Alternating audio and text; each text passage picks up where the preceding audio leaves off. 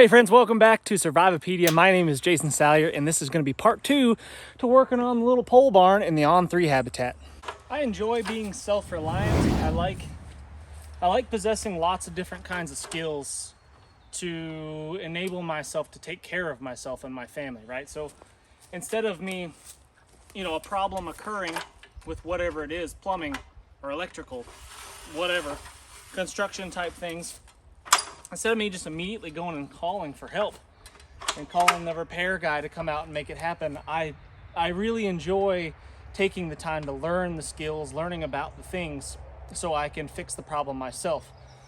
And I think that's a pretty important trait. I think that's a pretty important thing for you guys to work on, is that because one day it may not be as easy as just making a phone call and having the repair guy, the builder come out and fix whatever problem you might have. You might have to do it yourself. You might have to rely on that small little community that you built around you to take care of the issues you've got.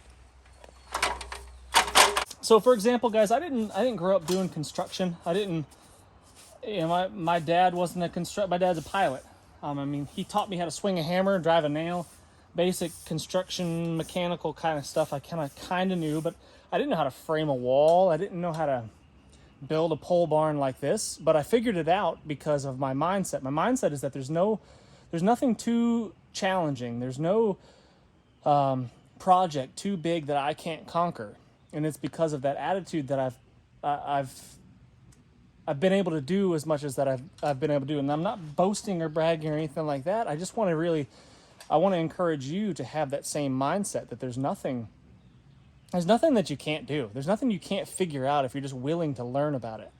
If you're willing to put in the time to deal with the frustrations of doing it for the first time, that's definitely a thing. That's something to work on for sure. We could all be a little bit more patient.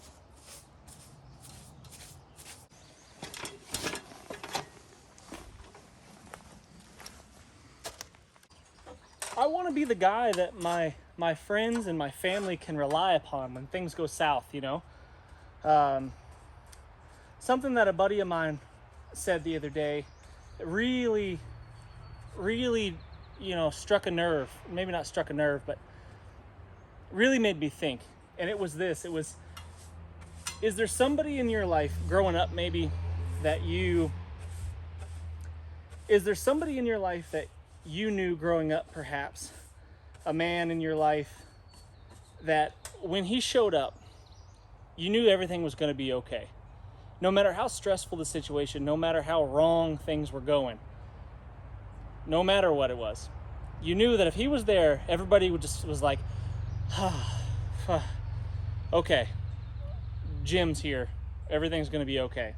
I asked myself, am I that guy? Am I the guy that if I show up, everybody just goes, Jason's there, we're going to be okay? And I don't know. I think maybe in some situations that might be the case. But am I that guy in all situations? I don't know. I'd like to be. I definitely aspire to be that guy. The guy that just takes care of things. Takes care of his people, takes care of his friends, his family. Gets the job done, no matter what. No questions asked, no complaining, no whining. It was, as we started thinking about it a little bit more, we joked and we said, well, really nobody wants to be that guy, because that guy kind of sucks, right? But you want to be the guy. I like working by myself. I don't like working with other people too. I guess I would enjoy that a little bit more, but I like working by myself because it makes you have to be really creative. Makes you have to really think about how to solve problems. Usually with a buddy, you got one or two guys there, you can usually make stuff happen pretty quick. But when you're working by yourself, you've got to really think outside the box sometimes and figure out, how can I hold that thing there while I work on the other side? The big heavy stuff sometimes can be pretty tricky. So what I'm doing now is figuring out how to secure a ridge beam by myself. First thing I got to do is figure out what the center of my beams that are running this way, this direction, this one right here. I need to figure out what the center of that is.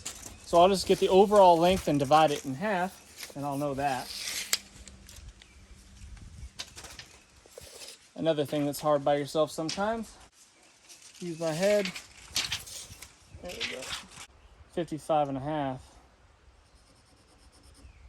So what I've done here is mark the center of my beams going across. So the center of that one, the center of the last one. And what that's gonna do is it's gonna allow me to get my ridge pole that's gonna be sitting kind of like this, right there, right in the middle of my building. And it's only gonna be about 16 inches high, 16 inches up above the above these beams, because I don't need it to be super steep.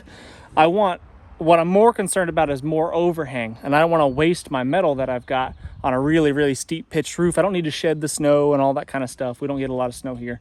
So I want it to be nice and shallow, or not much of a pitch at all, and it gives me a bigger overhang, more protection from rain. By the way, these are the best things that have happened to construction in a long time. The Star Drive, 3-inch, 3.5-inch, whatever size. I use 3 inches for almost everything. The 3-inch deck screws. They're coated, they don't rust away. They pull things nice and tight. They're super strong, and then you can remove them if you make a mistake or just use them temporarily for something else. I build everything with 3-inch deck screws like this. From there to here is 16 inches. So it will support my beam when I'm ready to put it up on there. It always takes 3 times longer working by yourself. Hopefully you don't fall off while I execute this plan.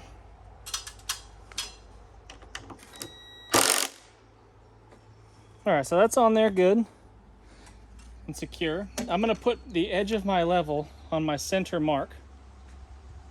I'm gonna plumb that up.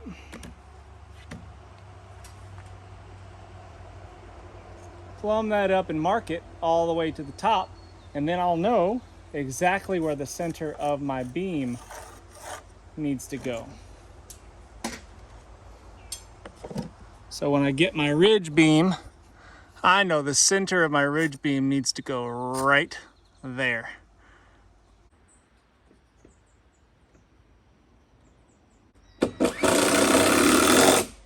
So we've got 4 of those on there now.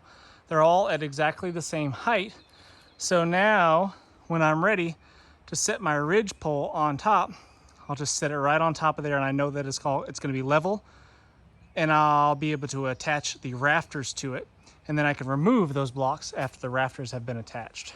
I have purposely left these sections, this overhang of my beams, long, because I want to get as much overhang as I can, but that is going to be depending on how much metal I have. So depending on how much metal I have, once I figure it out, once I do the math, I can just cut these off wherever my metal is going to end up.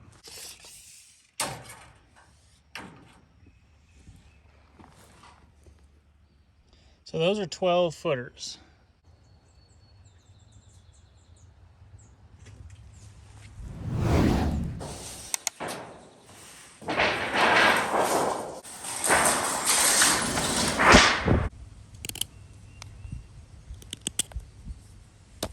Shameless plug, go to Bear Forest Knives and get your On3 EDC blade today. 1, 2, 3, 4 12s.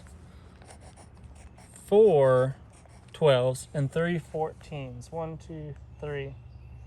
And then we've got enough scrap to cover 10 linear feet.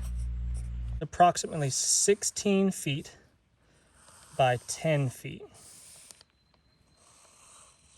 I have 38 feet of total roofing material. So half of 38 is 19. That means that my roof can be 19 feet long, 19 feet long, and approximately 12-ish feet wide. 5, 6, 7, 8, 9, 10, 11. I'll need 22 rafters. It's all the figuring, ciphering, deducing that hurts my head. I think my wife really appreciates having a handyman around, right? She doesn't have to rely on somebody, calling some guy to come to the house, some strange dude to come to the house to fix whatever it is.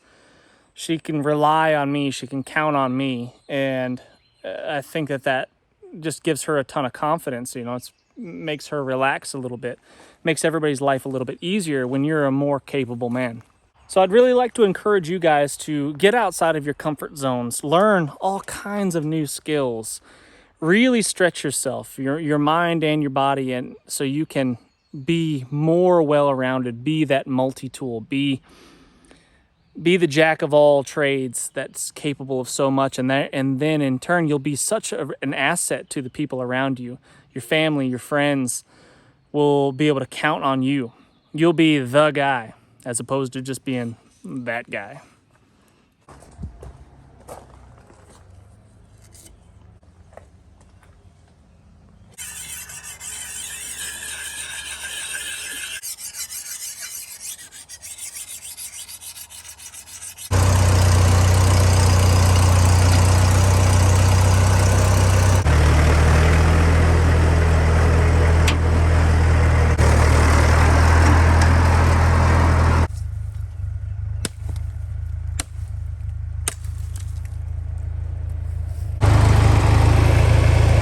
Little jerks. Can't stand them.